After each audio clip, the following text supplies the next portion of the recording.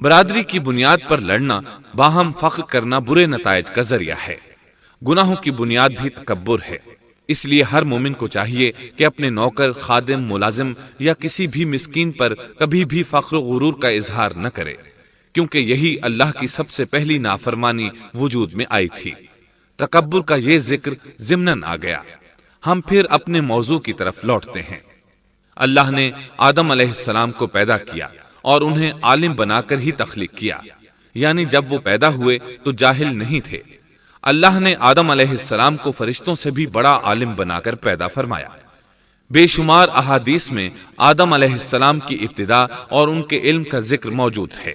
جب اللہ نے آدم میں مکمل روح ڈال دی اور وہ اپنے پاؤں پر کھڑے ہو گئے تو اللہ نے انہیں حکم دیا، جاؤ فرشتوں کی جماعت کو السلام علیکم کہو۔ آدم اور فرشتوں کی زبان عربی تھی، یہی زبان اہل جنت کی ہے۔ آدم گئے، جا کر سلام کہا، انہوں نے جواب میں کہا وعلیکم السلام ورحمت اللہ، یعنی تجھ پر اللہ کی سلامتی اور رحمت ہو۔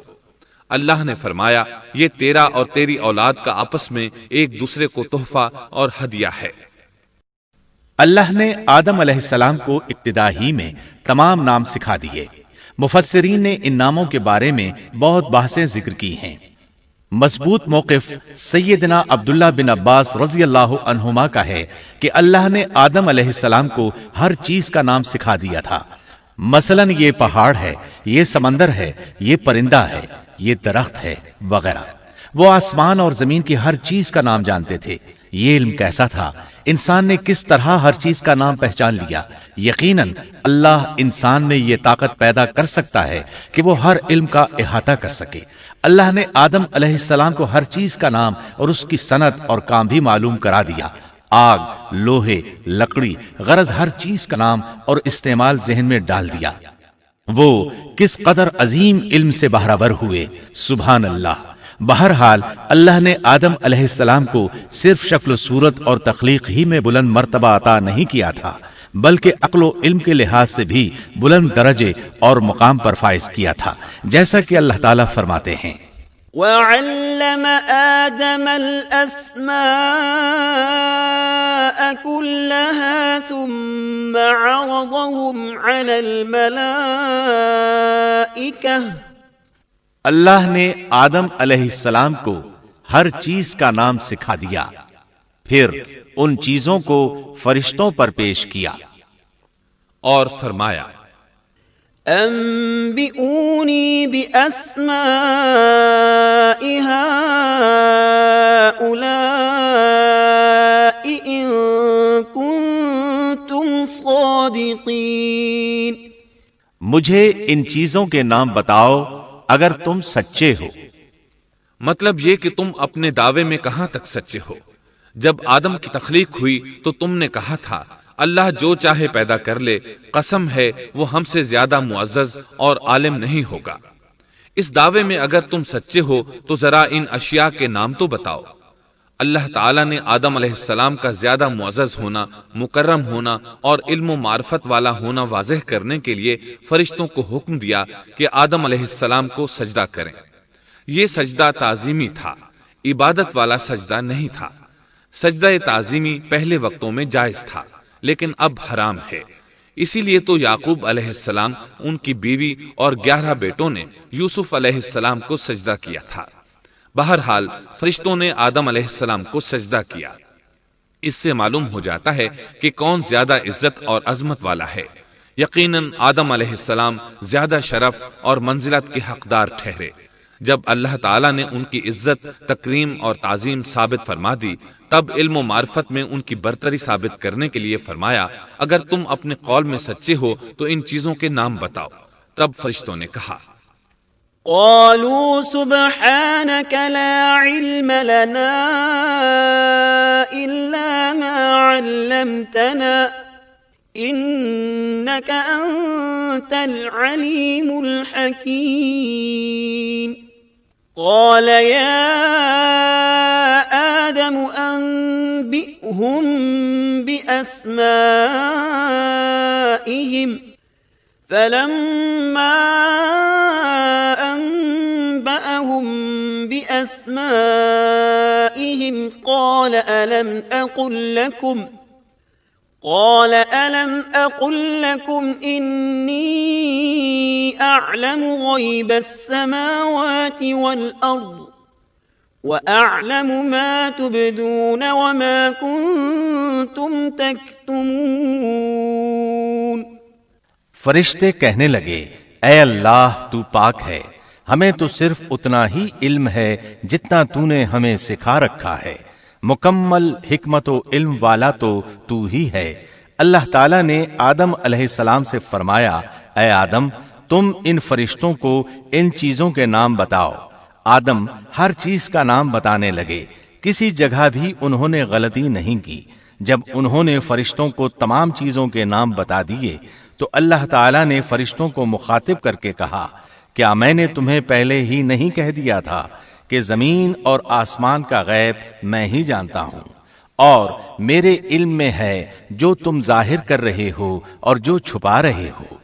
یہاں ذہن میں سوال ابھرتا ہے کہ فرشتے کیا چھپا رہے تھے؟ وہ راز والی بات یہی تھی کہ اللہ ہم سے زیادہ معزز اور عالم مخلوق پیدا نہیں کرے گا۔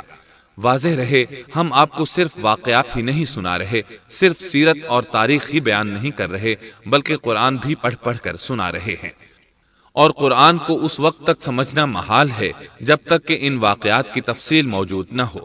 خیر، اس کے بعد اللہ تعالیٰ نے اما حوا کو پیدا فرمایا۔ انہیں آدم علیہ السلام کے فوراً بعد پیدا نہیں فرمایا، بلکہ آدم علیہ السلام نے کافی عرصہ جنت میں تنہا بسر کیا، اور حدیث میں ہے کہ وہ وحشت محسوس کرتے تھے، تنہائی کو شدت سے محسوس کرنے لگے تھے۔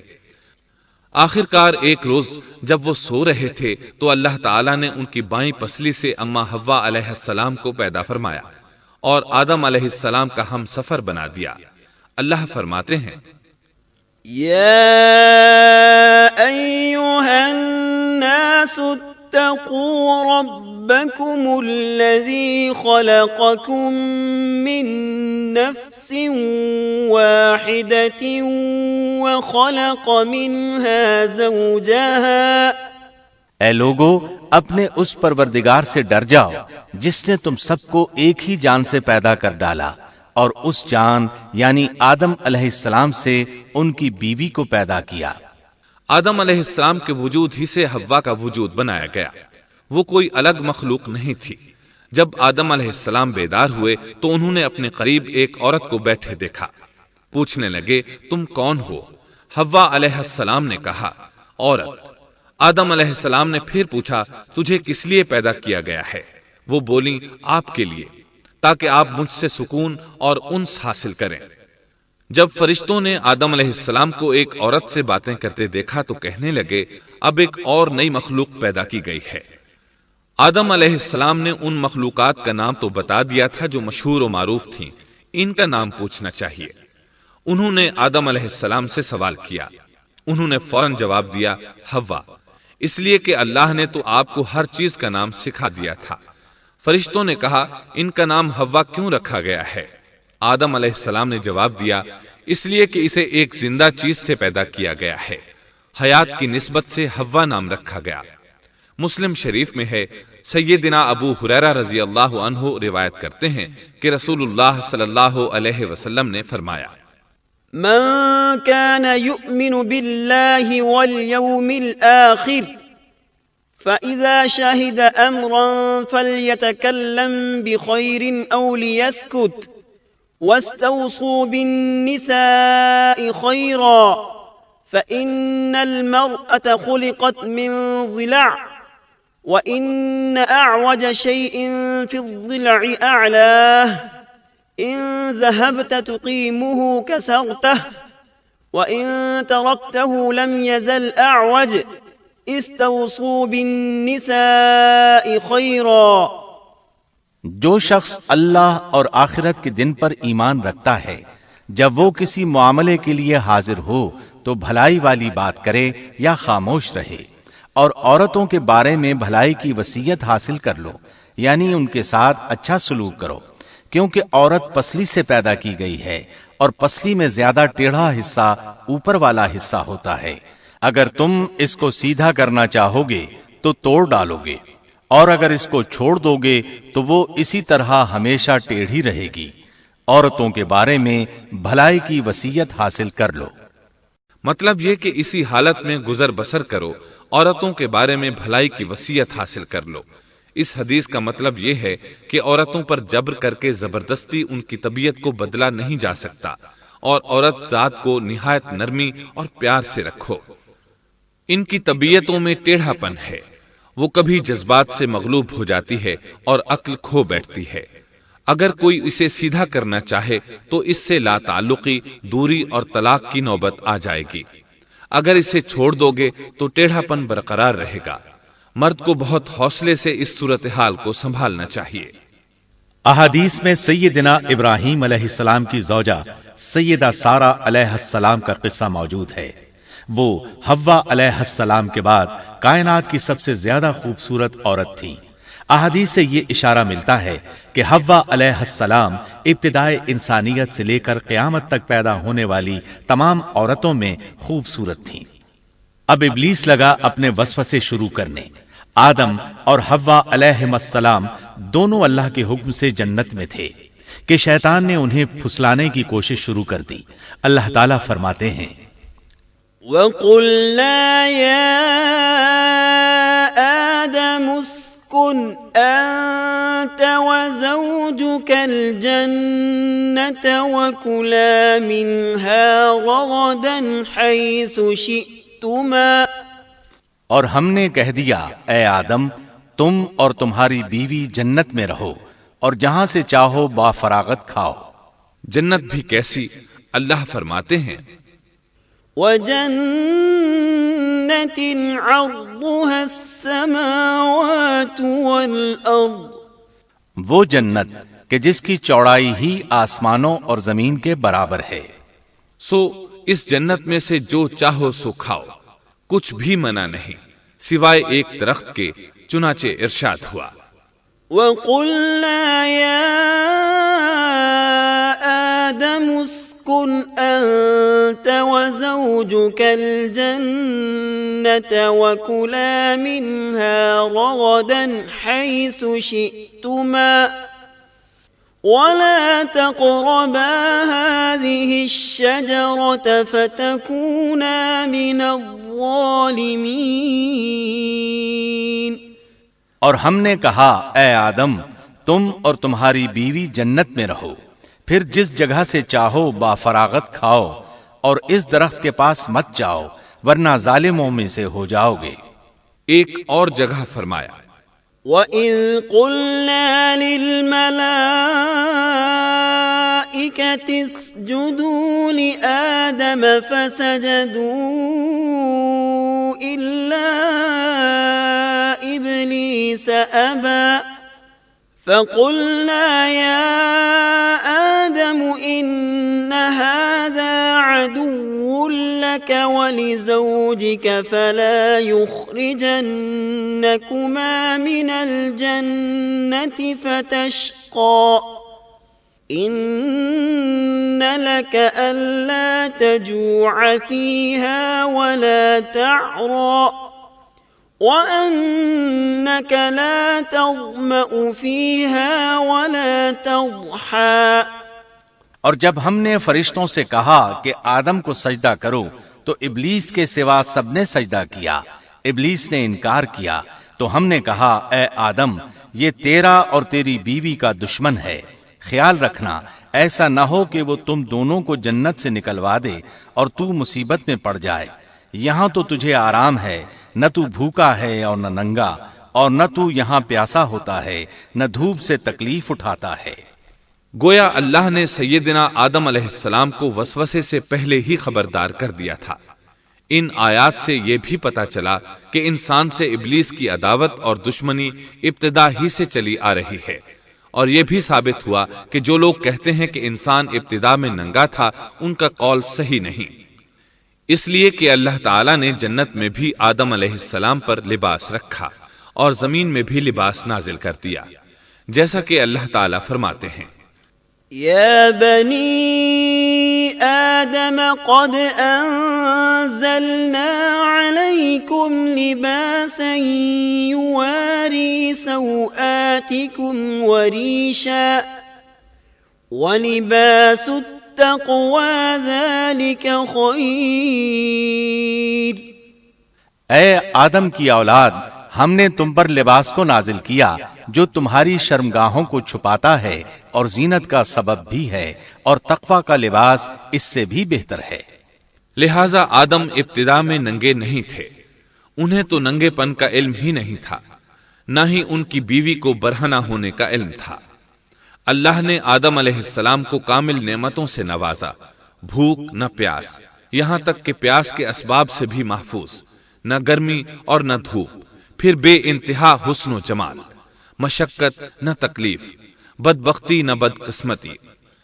آدم اور حوا علیہ السلام کے دلوں میں وسوسہ ڈالنے کے بارے میں بھی قرآن نے روشنی ڈالی ہے۔ فوسوس لهما الشیطان،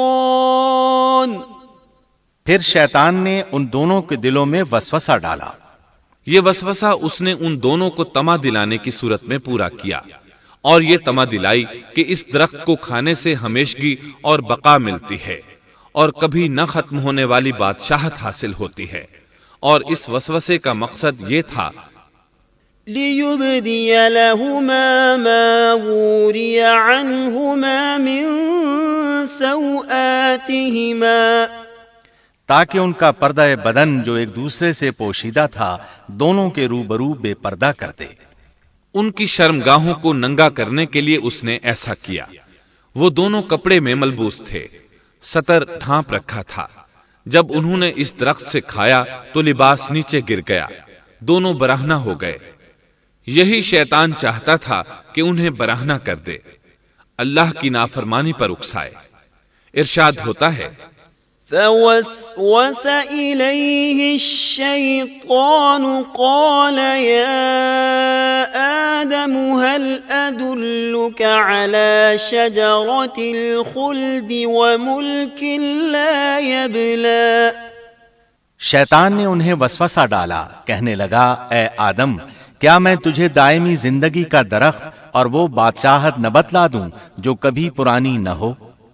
جب تم اس درخت سے کھاؤ گے تو ہمیشہ زندہ رہنے والے بن جاؤ گے اور زبردست بادشاہت حاصل کر لو گے۔ اس نے یہ تمنا بھی دلائی۔ وقال ما نهاكما ربكما عن هذه الشجرة إلا أن تكونا ملكين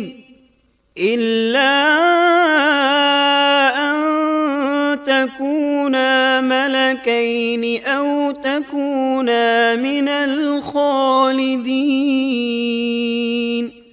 تمہارے رب نے تم دونوں کو اس درخت سے اس لیے منع کیا ہے کہ تم دونوں فرشتے نہ بن جاؤ یا ہمیشہ زندہ رہنے والے نہ بن جاؤ۔ یعنی تم اس درخت سے کھا لو گے تو فرشتے بن جاؤ گے اور ہمیشہ قائم دائم رہو گے۔ پھر وہ وسوسہ ڈالتے ہوئے جھوٹی قسمیں کھانے لگا، جیسا کہ ارشاد ہوتا ہے وَقَاسَمَهُمَا إِنِّي لَكُمَا لَمِنَ النَّاصِحِينَ، اور ان دونوں کے روبرو قسمیں کھانے لگا کہ یقین آ جائے میں آپ کا خیر خواہ ہوں۔ اللہ کی قسم کھانے لگا، اور اس وقت سے جھوٹی قسموں کی ابتدا ہوئی۔ اس نے ان دونوں کو فریب دے کر بہکا لیا، جیسا کہ فرمایا فَدَلَّاهُمَا بِغُرُورٍ، یعنی دھوکے سے انہیں پھسلایا، حالانکہ انہیں کسی چیز کی کمی نہیں تھی۔ بھلا وہاں کیا محتاجی ہو سکتی تھی؟ جنت میں سکون سے زندگی بسر کر رہے تھے، جنت سے بڑھ کر کیا چاہیے؟ ہمیشہ کے لیے جنت مل چکی تھی۔ اللہ تعالیٰ فرماتے ہیں فَلَمَّا ذَاقَا الشَّجَرَةَ بَدَتْ لَهُمَا سَوْآتُهُمَا وَطَفِقَا يَخْصِفَانِ عَلَيْهِمَا مِنْ وَرَقِ الْجَنَّةِ، ان دونوں نے جب درخت کو چکھا، دونوں کا پردہ بدن ایک دوسرے کے روبرو کھل گیا، دونوں اپنے بدنوں پر درختوں کے پتے جوڑ جوڑ کر رکھنے لگے۔ کپڑے اترنے پر دونوں کو حیا آئی، اس لیے کہ انسان کی فطرت میں برہنہ ہونے کی ناپسندیدگی شامل ہے۔ برہنہ ہو گئے تو کوئی لباس نہیں تھا، اس لیے درختوں کے پتے جوڑ کر جسم ڈھانپنے لگے۔ حدیث میں آیا ہے، آدم بھاگنے لگے تو اللہ نے پکارا، آدم مجھ سے بھاگتے ہو؟ آدم بولے، اللہ میں شرم کی بنا پر بھاگ رہا ہوں، اور اس وجہ سے کہ تیرے سامنے برہنہ کیسے رہوں، پھر یہ کہ نافرمانی کا ارتکاب بھی کر چکا ہوں۔ یہاں ایک سوال پیدا ہوتا ہے، دونوں میں سے پہلے کھانے والا کون تھا؟ اس بارے میں راجح قول یہ ہے کہ وہ حوا علیہ السلام تھی۔ انہی نے آدم علیہ السلام کو طمع دلاتے ہوئے اس غلطی پر آمادہ کیا تھا، جیسا کہ بخاری شریف میں نبی اکرم صلی اللہ علیہ وسلم نے فرمایا، لولا حواء لم تخن انثى زوجها، اگر حوا نہ ہوتی تو کوئی عورت اپنے خاوند سے خیانت نہ کرتی۔ حوا علیہ السلام نے انہیں غلطی میں مبتلا کیا تھا۔ اگر حوا علیہ السلام نہ ہوتی تو آدم بھی خیانت میں مبتلا نہ ہوتے اور نہ معصیت میں مبتلا ہوتے۔ تب اللہ نے انہیں پکارا، وَنَادَاهُمَا رَبُّهُمَا أَلَمْ أَنْهَكُمَا عَنْ تِلْكُمَا الشَّجَرَةِ وَأَقُلْ لَكُمَا إِنَّ الشَّيْطَانَ لَكُمَا عَدُوٌّ مُبِينٌ۔ کیا میں نے تم دونوں کو اس درخت سے نہیں روکا تھا، اور کیا یہ نہیں کہا تھا کہ شیطان تمہارا کھلا دشمن ہے؟ اب توجہ طلب بات یہ ہے کہ اس موقع پر دونوں نے کیا طرز عمل اختیار کیا۔ کیا وہ دونوں اپنی معصیت پر بضد رہے اور تکبر کرنے لگے، جیسا کہ ابلیس نے سجدہ کرنے سے انکار کیا تھا اور پھر لگا تھا اپنی معصیت پر اصرار کرنے، یا ان دونوں نے توبہ کر لی؟ جی ہاں، دونوں نے توبہ کر لی، جیسا کہ قرآن مجید میں آتا ہے، قَالَا رَبَّنَا ظَلَمْنَا أَنفُسَنَا وَإِن لَّمْ تَغْفِرْ لَنَا وَتَرْحَمْنَا لَنَكُونَنَّ مِنَ الْخَاسِرِينَ۔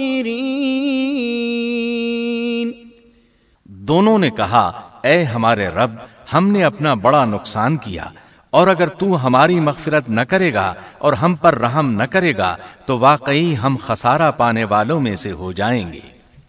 اس قصے میں ایک سوال یہ ذہن میں پیدا ہوتا ہے کہ جب سیدنا آدم علیہ السلام کو ابلیس نے سجدہ نہ کیا تو اللہ تعالیٰ نے اسے مردود بنا کر جنت سے نکال دیا۔ پھر وہ سیدنا آدم علیہ السلام کو اس درخت کے قریب کس طرح لے گیا جبکہ وہ جنت سے باہر ہو چکا تھا؟ قرآن کریم میں اس بارے میں یہ الفاظ آئے ہیں، پھر شیطان نے ان کے دلوں میں وسوسہ ڈالا۔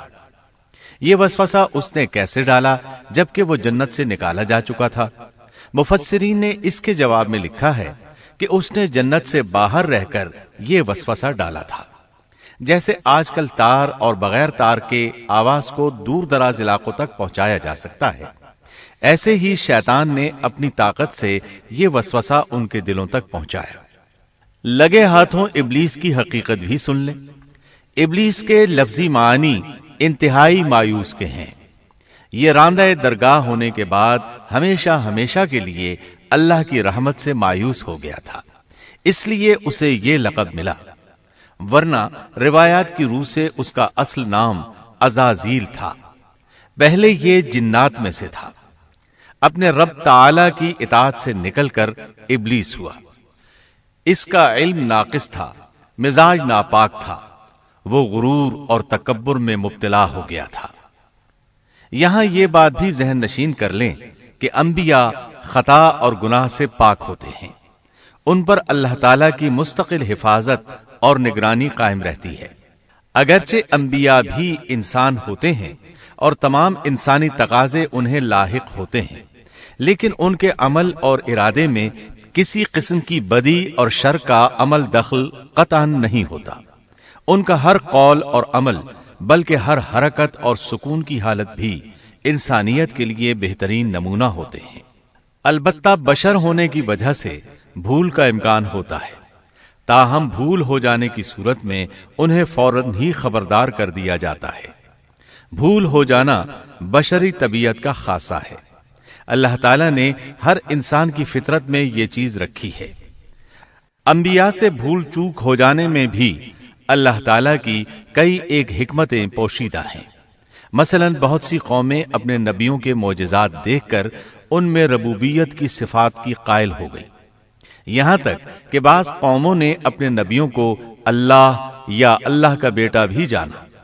جب انبیاء سے بھول اور لغزشیں ہوئیں تب گویا لوگوں پر یہ واضح کیا گیا کہ یہ الہ نہیں ہے۔ الہ ہوتے تو کس طرح ان سے بھول ہو سکتی تھی۔ اس سے یہ بتانا بھی مقصد تھا کہ انبیاء انسان ہی ہوتے ہیں، کوئی ماورائی مخلوق نہیں ہوتے۔ سیدنا آدم علیہ السلام کے واقعے پر غور کرنے سے یہ حقیقت مزید واضح ہو جاتی ہے کہ سیدنا آدم علیہ السلام کی یہ لغزش گناہ نہیں تھی۔ ممنوع درخت کا پھل کھاتے ہی سیدنا آدم علیہ السلام اور اماں حوا کا لباس اتر گیا تھا۔ اس لباس کے بارے میں مفسرین نے لکھا ہے کہ وہ لباس دراصل نور کا تھا، یعنی وہ جنت کا خاص لباس تھا جو صرف اسی عالم میں پہنا جا سکتا ہے۔ اللہ تعالیٰ نے اپنے فضل و کرم سے جنت میں ان کی ستر پوشی کا انتظام فرما دیا۔ محترم سامعین، ابھی آپ دارالسلام اسٹوڈیو لاہور پاکستان سے قصص الانبیاء کا دوسرا حصہ شیطان کی دشمنی سن رہے تھے۔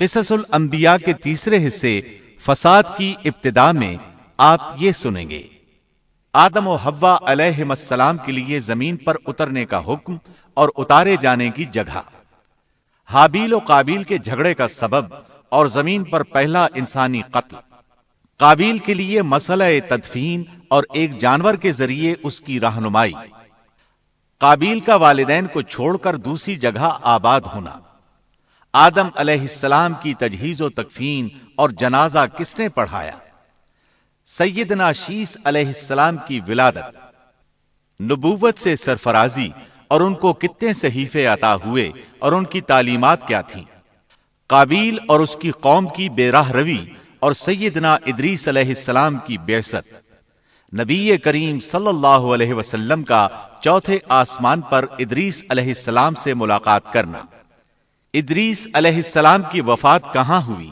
زمین پر یا چوتھے آسمان پر، حقائق کی روشنی میں مفصل اور جامع تذکرہ۔